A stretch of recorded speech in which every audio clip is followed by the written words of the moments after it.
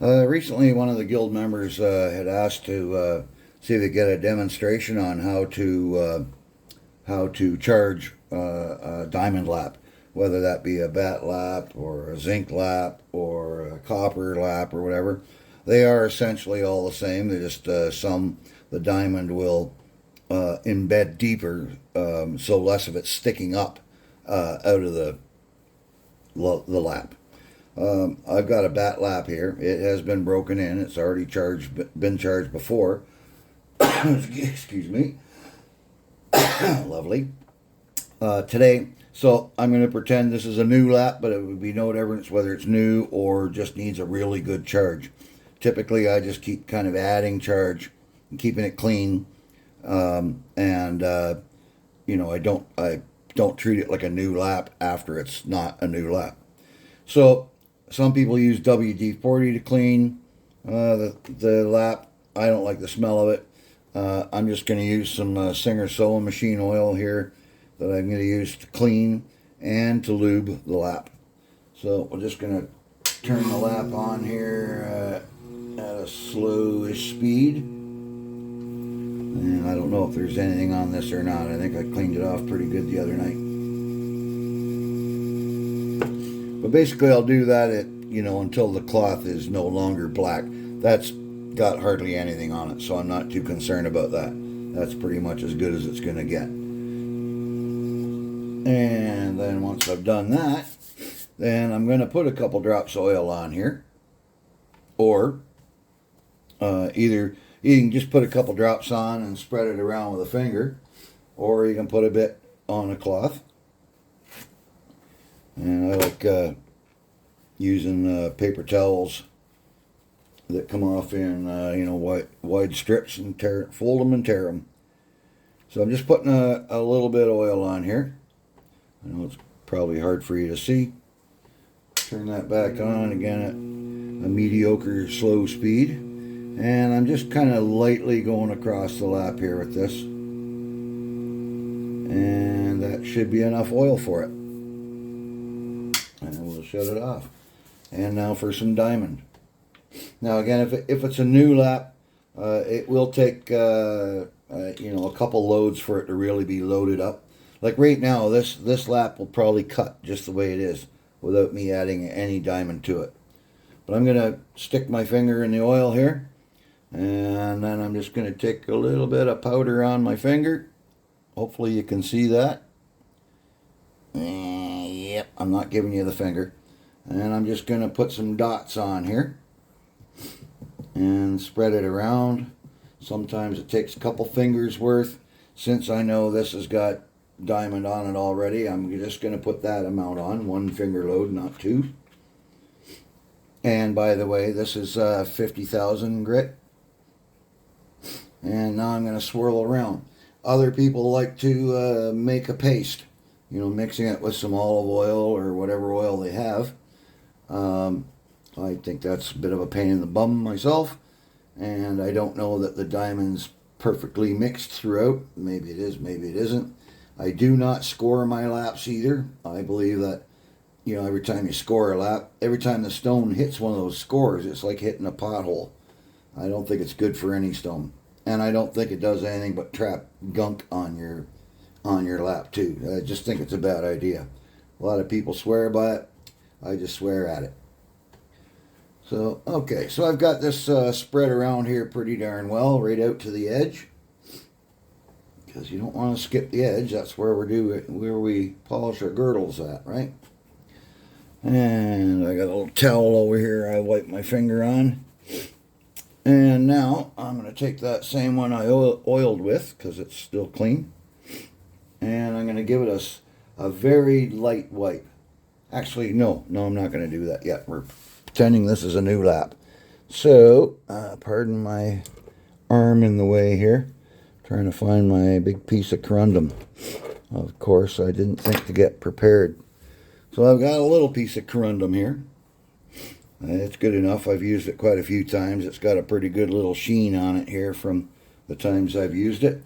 I did shape it a bit and grind it a bit before I ever put it on a lap. So I'm just going to start in the center and I'm going to work my way out to the outer edge. I know it's probably a little bit difficult for you to see from the angle I'm at. Probably could reverse the direction here. I'm just going to go across this 2 or 3 times here, and this is helping embed the diamond into the lap. So like I say, even when you think the lap's already all dried up, you can wipe it clean with whatever oil of your choosing, and chances are it'll still cut once you've cleaned it without adding anything to it. Once polishing gets slowed down so much that it seems to be taking forever to polish, that's when it's time to recharge it. So I'm going to stick a clean cloth here, and I'm just going to very lightly, because I don't think it makes sense to put it on and just wipe it off. I think that's wasteful. So I'm just going to go like so. Maybe go one more time here. I got lots in the middle.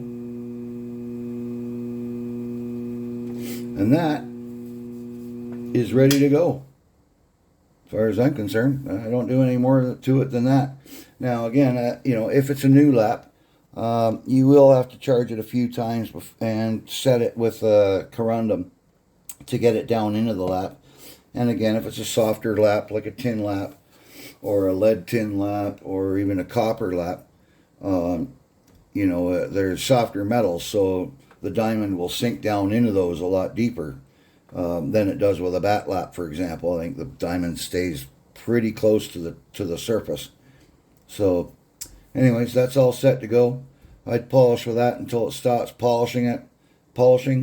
If it slows down, I'm going to give it a wipe with some more oil to clean all the gunk off of it, and I'm going to try cutting again before I add any more diamond to it. And if it's still not cutting well, then I'll add a bit more diamond. Normally I don't use the corundum unless I've really gotten down to the point where I know there's really no diamond on it, or it's not evenly spread across the lap. So otherwise I only use that when the lap needs a really big charge, like an initial charge or a new lap, for example. Other than that, that's all there is to it. It's all set to go. Time to polish. Of course, I forgot to mention a couple things. As you notice, I use diamond powder, in this case 50K. But on some of my other laps, like my copper lap, I use a paste. That particular paste comes in a syringe, which actually I do have one handy here I could show you. This is an 8,000 that I use. I've got a 6-inch copper lap and an 8-inch copper lap. I think I use 3,000 on the 8-inch and 8,000 on the 6-inch lap. Also, you can get diamond in like a bat stick, sort of like this thing, but of course this is not diamond, this is an oxide, but it comes just like that. And again, well, that's probably either 50 or 60 if it's a bat stick.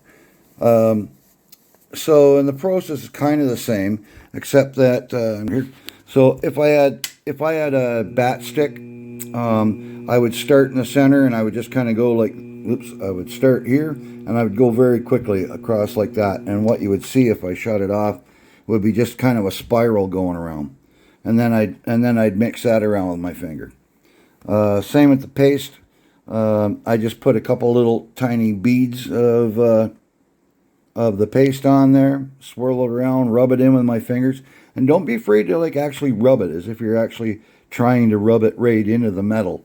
That does tend to help, I think, as opposed to just smearing around and making sure it's covering everything. I think the actual rubbing does help it penetrate. And then of course, again, if it's a new lap, then a good piece of corundum will help set the diamond in a lot better.